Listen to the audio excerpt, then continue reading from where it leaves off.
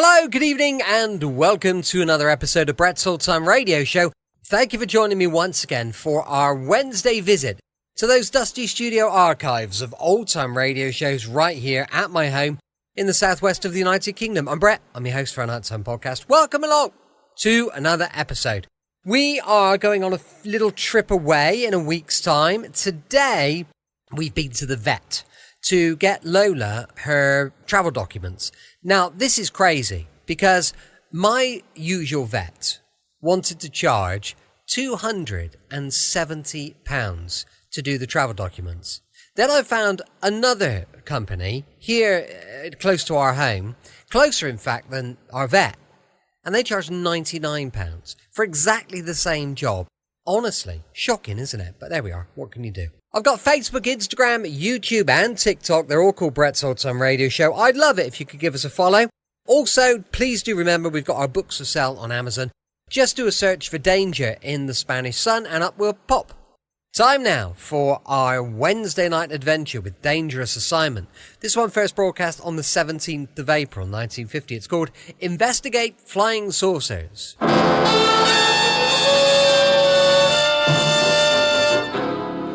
Dangerous Assignment, starring Brian Donlevy as Steve Mitchell.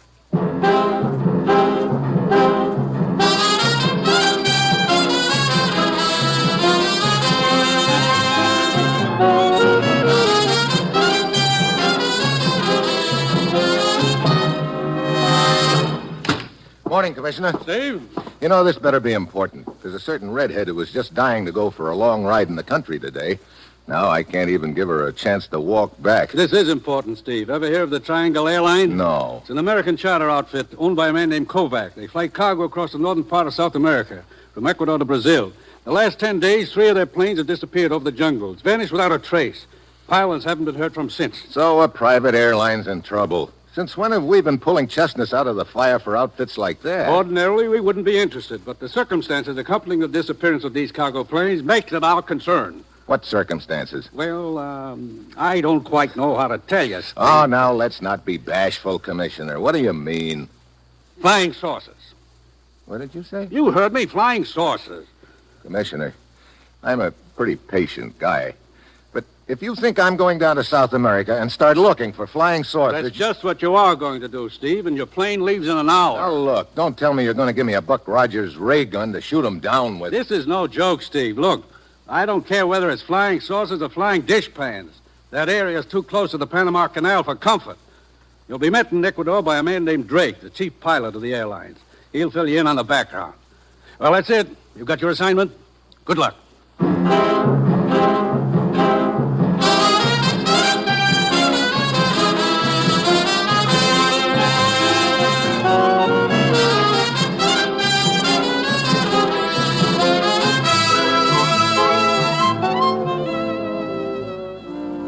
The National Broadcasting Company is proud to present Dangerous Assignment, starring Brian Donlevy as Steve Mitchell, colorful, two-fisted government agent. At all those places of the world where danger and intrigue walk hand in hand, there you will find Steve Mitchell on another Dangerous Assignment.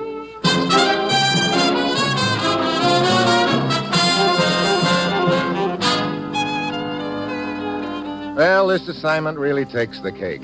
I've had my share of screw-loose jobs, but flying saucers yet. It's Wednesday night when I get to Ecuador. Drake, the chief pilot of Triangle Airlines, is waiting for me at the airport. He bustles me into the co-pilot seat of one of their cargo ships, and we take off and head east. It's about a 2-hour hop to Santa Rosa, Mitchell. We should be there about midnight. What's at Santa Rosa? One of our fields. Kovac, the owner, is waiting there for you. You do most of your flying at night around here, Drake, huh? All of it. Less turbulence over these mountains. You a flyer, too? Oh, now and then. Too bad you're not looking for a job. If this monkey business keeps up, I'm going to be fresh out of pilots. Just what has been going on? You tell me. It's happened 3 times now. Radio flash from the pilot about seeing flying saucers. Then the radio goes dead, and the plane's never heard of again. You searched the jungle near the route for the planes. From the air. The country's too rugged for a ground search. Hey, what was that? Mitchell, look outside. All those lights. Yeah. Hey, they look like rings or discs swirling around. They're right alongside of us. I'm going to go back aft in the plane. Maybe I can get a better look at them. Mitchell! Drake, what is it? What's the matter? Drake! The Drake just grabs at his chest and slumps over. The plane starts into a dive. I jump back into my seat and try to level it out. I remember noticing Drake had been flying a heading of 95 degrees, so I hold it there. By the time I can look outside again, the whirling things are gone. I reach for the radio. T3 calling Santa Rosa Tower. T3 calling Santa Rosa Tower. Over. Santa Rosa Tower to T3. Go ahead. T3 to Santa Rosa. This is Steve Mitchell. Keep in touch with me. I've got to bring this bucket of bolts in, and I don't know anything about the route or the field. Over. Santa Rosa to T3. What happened to Drake, Mitchell? Over. I'll tell you about it when I get there. Right now, that's what concerns me. Over. Stay on 95 degrees. If you're on schedule, you'll be over the field in an hour. Your course follows a valley. You'll know it if you get off it all right. There's a high mountain range on each side. Over. Thanks a lot for the pleasant thought. I'll see you in about an hour. I hope. Over and out.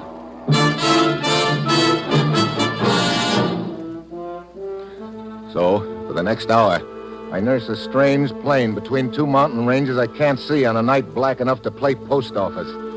All the while, I'm trying to convince myself I didn't see what I know I did. Drake is still unconscious, but he stirs a little now and then. Finally, I pick out the lights of Santa Rosa Airfield and manage to bring the ship in okay. Mitchell? Yeah? I'm George, Kovac's nephew. Yeah? I was talking to you on the radio. Oh. Sure glad you made it okay. You're glad. Come on, give me a hand with Drake here. Okay. Hey, he's coming out of it. Drake. Drake. What? Oh, my chest. What happened to you, Drake? I don't know. Right after we saw those things, I suddenly felt like I'd been kicked in the chest by a mule. That's all I can remember. But there's not a mark on you. Yeah, great. Flying saucers aren't enough. Now we've got invisible rays. Well, why didn't it hit you too, Mitchell? I don't know. Wait. I just started aft when it happened. Guess it's a good thing for you did. Yeah. Come on, Joyce. We'll get Drake taken care of, and then we'll talk to your uncle.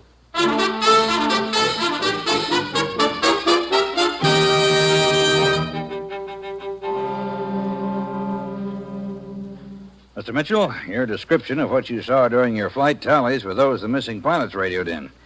I tell you frankly, I'm on the ragged edge with this airline. I've lost 3 planes. One more and I'm ruined. Isn't your line insured, Mr. Kovac? Why, yes, but this is more than money. It's a matter of prestige. Look, Uncle Emil, if you'd taken my advice a month ago when the Van Horn Exporting Company wanted to buy you out... George, for the last time, I'll not tolerate any advice from you as to how to run my affairs. Sure, you stick your nose in all my affairs, but I'm not supposed to open my mouth where yours are concerned. If you don't keep a civil tongue in your head... Look, gentlemen, I don't want to stir up a hornet's nest between you, but what is this Van Horn Exporting Company? They ship crates of carved wooden statues regularly on our planes. Our largest customer, as a matter of fact. About 2 months ago, they approached me with a substantial offer to buy the line. But just before the trouble started, they notified me that they were withdrawing their offer. Bad business conditions, they said. Any particular reason why business should be bad? Oh, there have been rumors about some mysterious revolutionary party organizing lately. That sort of thing always has a bad effect on business in these countries. I see. Mitchell, what'll be your first step? Well, I think I'll pay a visit to the Van Horn Exporting Company in the morning. Why?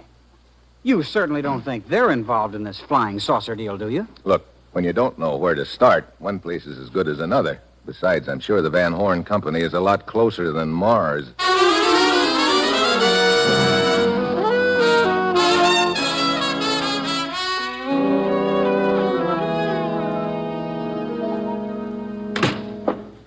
Yes, sir?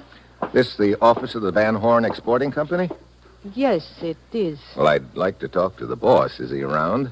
Yes, I'm the boss, as you call it. You? I'm Herta Van Horn. Oh, well, looks like the company is in good hands. Thank you.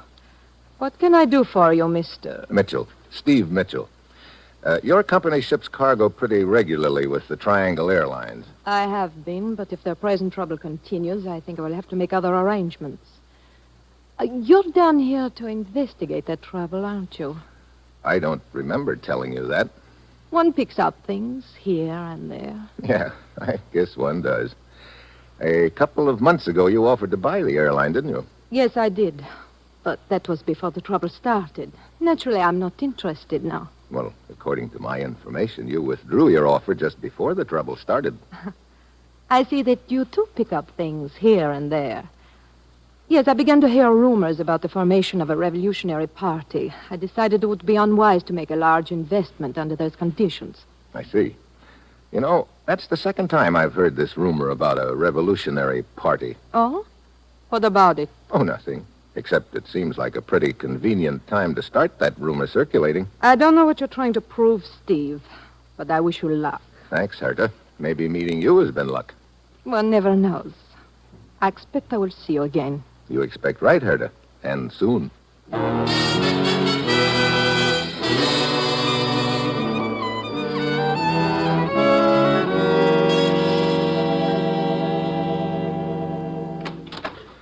Hi, Mitchell. George told me I'd find you here in the office. Yeah. Come on in, Drake. How are you feeling today? Well, a lot better, thanks. My chest still hurts a little. I'd sure give a lot to know what hit me last night. So would I. Doing some paperwork this morning? Yeah. I've been checking cargo invoices and radio logs. I've discovered a couple of pretty interesting things. Huh? What? Look, each time a plane has disappeared, it's been carrying a shipment from the Van Horn Company. Well, what does that prove? I don't know yet. Take a look at this copy of the invoice. Well, what about it? How many Van Horn crates are listed there? Let's see. 6. Yeah, but isn't that number a little smudged on this copy? Yeah, it looks like it. Who handles these invoices on this end? Well, sometimes Kovac and sometimes George. How big are those Van Horn crates? 5, 6 feet long. Now, what are you getting at, Mitchell? I'm not sure yet, but here's something else. According to the radio logs, in each case, the pilot reported sighting the flying saucers about 20 minutes after takeoff. So? Now, take a look at this map. 20 minutes out at the course and speed your planes fly should put them right near this mountain. Yeah, Mount San Anselmo. Look, what are you getting at? Well, Look, suppose those flying saucers came from the ground, Drake. You know... Don't tell me you're going into those jungles. Sure. You know anyone who could guide me? Seems to me one of those mechanics has a brother named Pavlo, some sort of a guide, I think. Mm-hmm. Mitchell, you ought to think this over before you go in. I have thought it over. Now see if you can round up that guide, will you? I'd like to get started as soon as possible.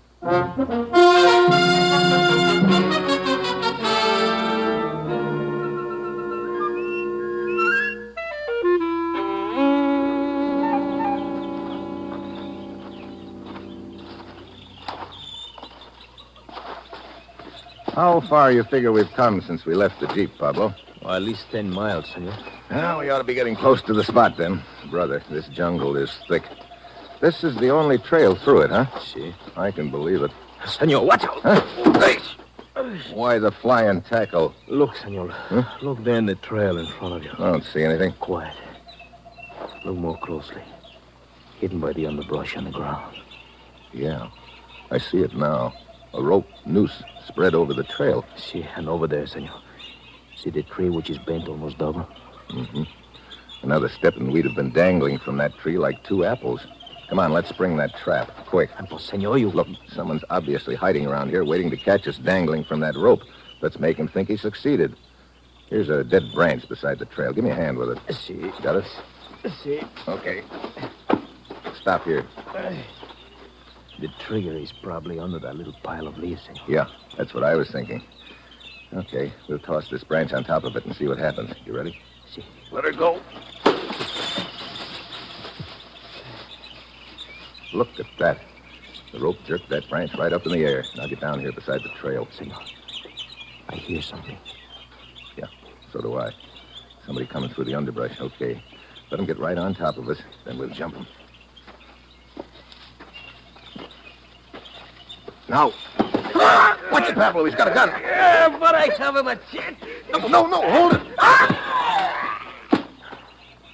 Oh, great. Did I did something wrong, senor? No, he'd have done the same to us if we'd given him a chance. But I wanted to get some information from him. I will take a look. There is nothing in his pocket, senor, except this scrap of paper. Let me see it.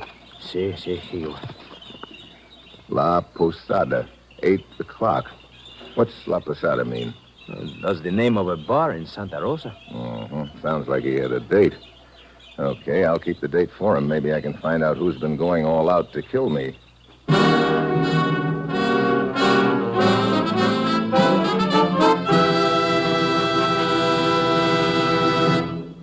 You are listening to Dangerous Assignment, starring Brian Donlevy in the role of Steve Mitchell.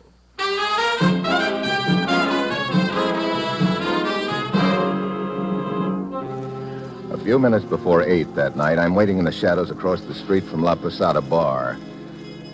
A car pulls up in front. Herta Van Horn is driving. A guy starts to get out, but Herta pulls him back for a minute. There's a long kiss, and he gets out and heads for the bar. Herta pulls away. As he opens the door, the light silhouettes him. It's Kovac's nephew, George. I wait for a few minutes, and then I saunter in after him.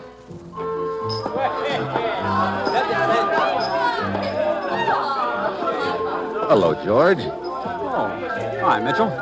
You surprised to see me? Should I be? I don't know. You waiting for somebody, George? Waiting for a drink right now. This a favorite hangout of yours? It's the only decent bar in Santa Rosa. Look, what's with the third degree, Mitchell? Oh, nothing in particular. Just curious. Everybody stay right where you are and keep your hands in sight. Hey, look at all the soldiers. What's the deal? Search me. You're under arrest, all of you. Everyone in this bar is under arrest. Arrest? Hey, look, who are you? Lieutenant Gonzalez of the military. Arrest for what? Look, Lieutenant. It will do you no good to argue. You will come quietly or be shot. Hey, what's going on around this joint? Oh, Drake. Well, looks like I'm about to get pinched. What's the beat?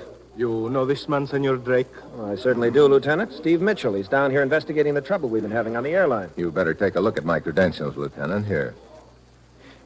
I see.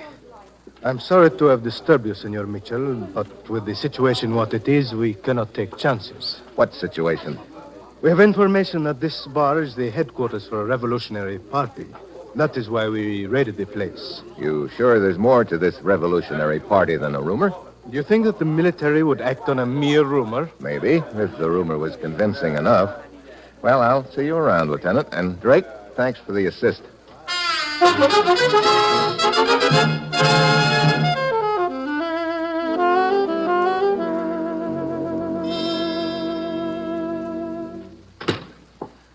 Morning, Herta. Good morning, Steve. What can I do for you? I'd like to take a look at your shipping invoices for the last couple of weeks, okay? Yes, of course. Here you are. Thanks. Yeah, here's the one I want. Now, this shipment was on the last plane that disappeared. What about it? This invoice shows 5 crates shipped, but the copy they have at the airfield shows 6. Well, there must have been a mistake then. Yeah. Right now, I'm wondering who made it. Steve, I don't know what you're trying to prove, but I'm beginning to resent your inferences. Sorry, I didn't know they were showing, Herta.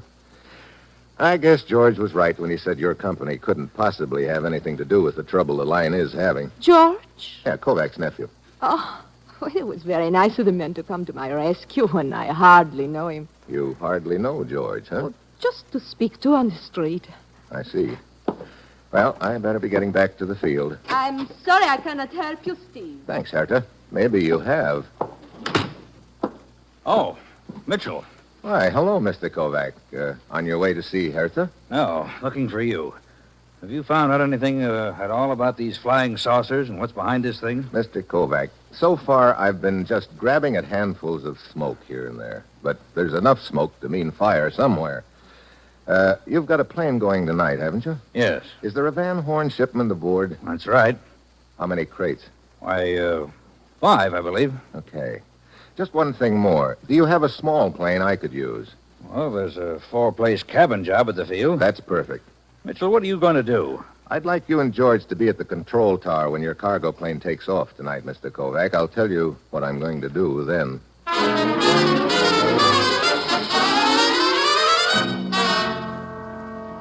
That night, I wait in the shadows near the airfield. I spot the plane T-5 loaded and ready. The pilot is in the shack getting his weather report. I slip quietly aboard.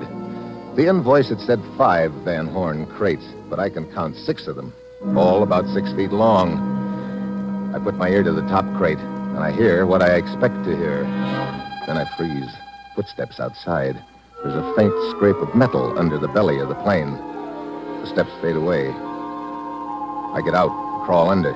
I take a long look, and a lot of things suddenly fall into place. I head for the control tower. George, Kovac, and Drake are there. T5 to Santa Rosa Tower, ready to go. Santa Rosa Tower to T5. Go ahead. Wind 15 at 30 degrees. Well, Mitchell, now perhaps you'll tell me why you wanted George and myself to be here tonight. Sure. I want to take you for a ride in your plane. A ride? Where? We're going to follow the plane that's just taking off. What? Now, Mitchell. What's the matter, Kovac? Doesn't the idea appeal to you? Well, I'd rather not go, Mitchell. I don't like this idea. Afraid of what you might see, huh, Kovac?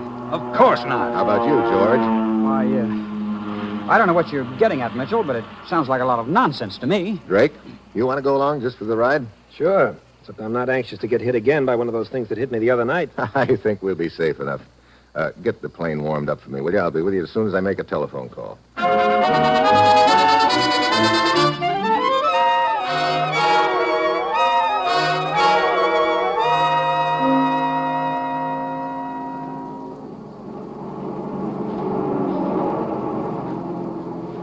Aren't you going to radio the pilot that we're following him, Mitchell? No. You and George just sit back there and keep your eyes on that plane. I don't see what you're trying to prove, Mitchell. I think you will in a minute, George. How long since takeoff, Drake? Oh, about 19, 20 minutes. Want me to take over the controls? No, thanks. Mitchell, look at that plane below, all around it. Circles of whirling light. Mitchell, the flying saucers. Relax. T5 to Santa Rosa. T5 to Santa Rosa. It's all around me. Flashing lights and whirling things. Must be the flying saucers. That was the pilot reporting back. Flying saucers. Wait a minute. They seem to be coming from the plane itself. They are. From underneath the plane. What? Yeah, from a bracket attached to the belly. They're not flying saucers. They're just a glorified collection of fireworks. Fireworks? Hey, wait. That plane's turning left. But how can it fly at all? Something's happened to the pilot. He's the only one aboard. No, there's another guy aboard. He's probably doing the flying now. Where'd he come from? He climbed out of a crate. Hey, the plane is heading right for that mountain. It's climbing. We'll climb with it. Mitchell, what's behind all this? I don't know. Right now, I'm more interested in who's behind it. Kovac, you said you were pretty heavily insured, didn't you? Why, yes. What's that got to do with it? Did you inspect the cargo plane before it took off? I always do. You could have attached the fireworks to that bracket under the belly when you made your inspection, couldn't you? Are you insane? Why would I do a thing like that? Why, George here looked over the plane after I did. That's interesting.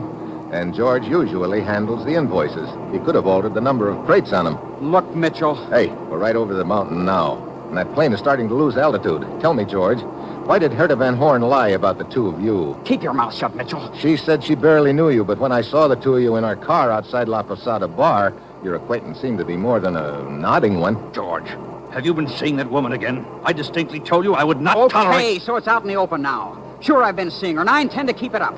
I can't help it if you don't like her. I do. We'll discuss this later, George. Hey, look down there. Some faint lights. What? There's nothing but jungle there. Look again, that's a camouflage landing strip, and the cargo plane is landing. So that's what's been happening to my planes. What mountain is that we just came over? El Diablo. And the landing strip is right behind. Okay, we've seen enough. I'll radio back a report. Hand me that microphone, Mitchell. Drake! Look out, he's got a gun. I said hand me that microphone. Okay, Drake. You know, I kind of got to figuring it was you. As chief pilot, you were in a good spot to alter the invoices and get your stooges aboard the plane in crates. But why? Tune the radio to 4150 kilocycles, Mitchell. Okay. Yeah, you were the only one who knew I was going into the jungle, too, Drake. You arranged a little booby trap for me. You're also a good actor, faking that collapse you pulled on me in the plane. Shut up and keep tuning. Okay, you're on 4150 now. This is Drake. This is Drake. Leave the lights on. We're coming in behind the cargo plane. Stand by to receive some uninvited guests. Okay, Mitchell, go down and land. The first time you try anything smart, you'll get your head blown off.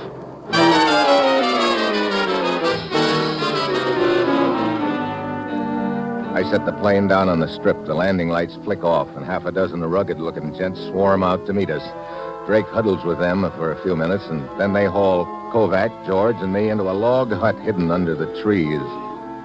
They toss us in there and bolt the door. But the door has an inside bolt, too. We shoot it in place. We can't get out, but now they can't get in. Mitchell! Open the door! door, Mitchell. Okay, smart boy. You'll come out running when it gets light. The hours crawl by. We sit and wait and sweat.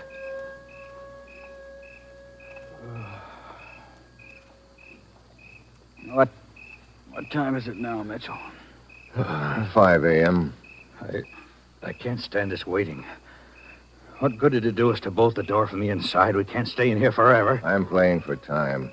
I've still got an ace up my sleeve, but we've got to stay alive until dawn to find out if it's any good. Well, don't look now, but I think Dawn's here. Huh? There's a crack of light under the door. Brother. If something doesn't happen pretty soon, we're cooked. Hey, maybe we are. Do you smell that? Gasoline. You'll be coming out pretty soon now, boys. Mitchell, he set fire to the hut. Yeah. I guess that's why he was waiting for dawn. He was afraid the fire might be spotted at night. Is this the ace up your sleeve, Mitchell? We can't stay here and roast like rats in a trap. We'll get a bullet in the belly as soon as we open that door. Couple of keen choices. I'll take my chances with the bullets. Come on, let's get this door unbolted. But they'll kill us. I'll take fresh air with mine. Hey, wait a minute. Listen. A plane. That's the ace up my sleeve I was talking about. Sounds like it's coming down. Who is it? Just before we took off last night, I made a phone call, remember? It was to Lieutenant Gonzalez of the military. Gonzalez? But how did he know what happened to us after we took off? We'll win it out later. Let's get out of here. Hey, Gonzalez boys are taking no chances. They want that landing strip clear when they sit down. Come on, George. Let's get this door unbolted. Okay. Okay, come on. Look at him scatter.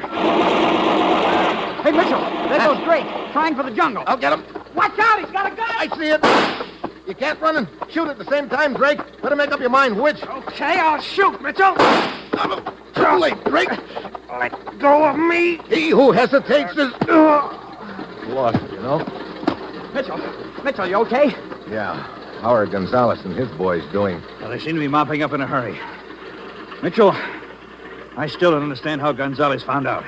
Oh, when I called him last night, I told him our radio frequency, and I asked him to listen in. Then I kept the mic open the entire time. Gonzalez overheard everything that was said in our plane, huh? Yeah, including the location of the landing strip.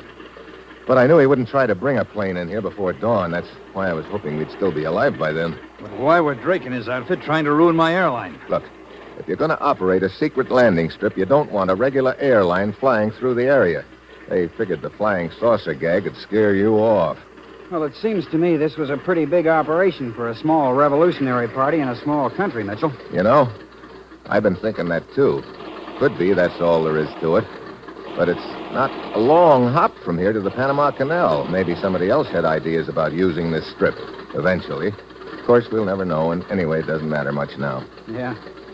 Speaking of things we'll never know, we didn't prove anything one way or the other about flying saucers in this deal. We proved something as far as Drake's concerned, though. What's that? If you monkey around with fireworks long enough, you're sure to get your nose burned. Or busted.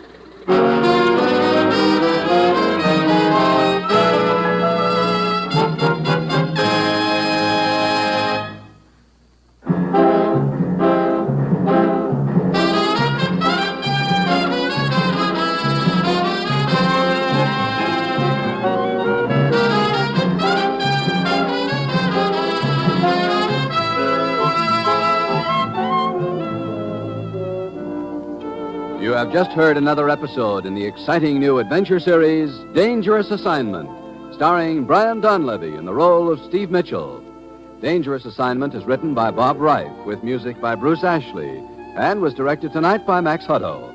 Be with us again next week at this time when Brian Donlevy, starring as Steve Mitchell, will embark on another Dangerous Assignment.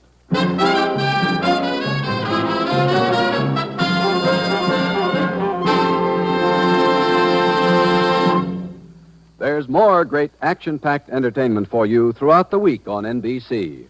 Other mystery adventure programs include such popular shows as Big Town, Dragnet, High Adventure, and Christopher London.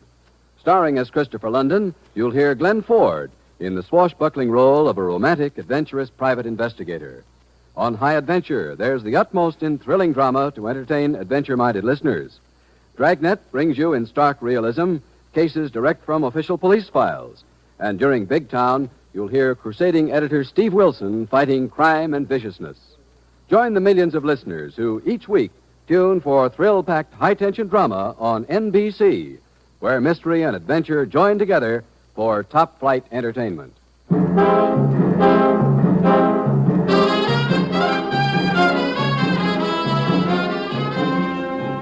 Tomorrow, be sure to hear Bob Hope and Fibber McGee on NBC.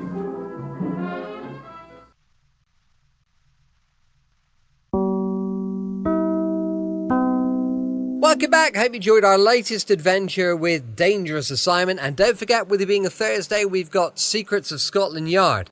Going live tomorrow evening from 5 p.m. UK time. Thanks for listening. I'll be with you 7 days a week, each and every week, and I'll see you tomorrow on Brett's Old Time Radio Show. Love you. Bye.